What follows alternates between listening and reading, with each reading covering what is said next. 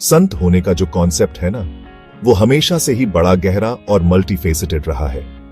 ये सिर्फ चोला पहनने या श्लोक पढ़ने की बात नहीं है। ये तो क्वालिटीज को अपने अंदर बसाने और एक ऊंचे मकसद वाली जिंदगी जीने की बात है।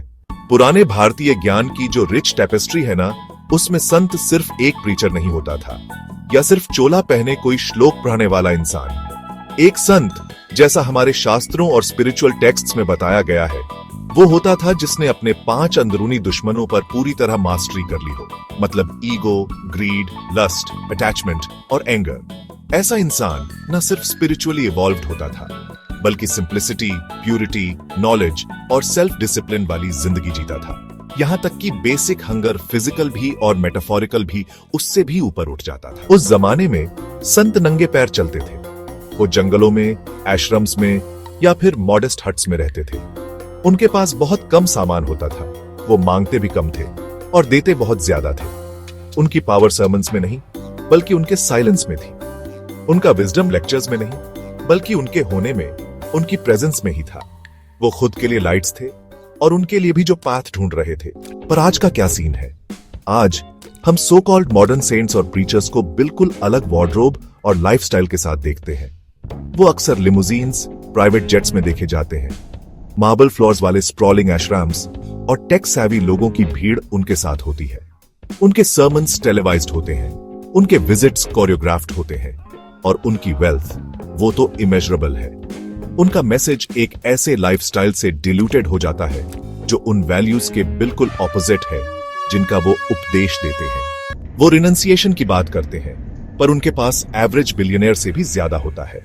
वो कंटेंटमेंट की बात करते हैं और डोनेशंस मांगते फिरते हैं। वो ह्यूमिलिटी का उपदेश देते हैं, फिर भी सिकोफेंट्स से घिरे रहते हैं। तो इंसान सोचने पर मजबूर हो जाता है कि अब ट्रू सेंट कहां है? और फिर आंसर मिलता है सर्मन्स में नहीं, बल्कि लाइफ में ही। अपने आसपास देखो, शायद आपको कोई थका हुआ फादर दिखे जो अपनी फैमिली के लिए सुबह जल्दी उठता है। कोई स्कूल टीचर जिसे कम पैसे मिलते हैं, फिर भी वो पैशनेटली यंग माइंड्स को बनाता है।